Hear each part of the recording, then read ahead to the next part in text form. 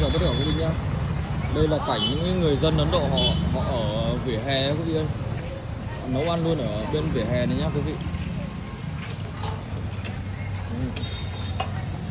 Ở đây cũng có một nồi nữa này quý vị ơi. Nhưng mà tối ngủ họ căng bạt ngủ luôn ở đây.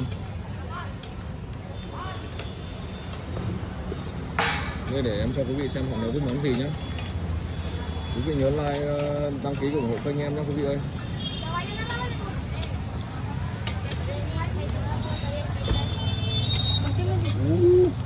Hello, cooking food à?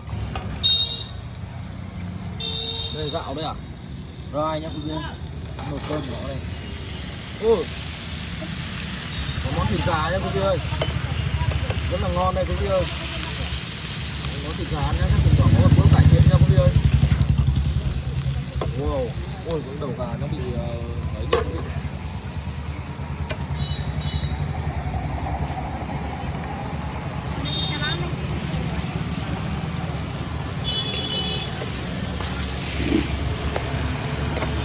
Hello, bye bye nha quý vị ơi.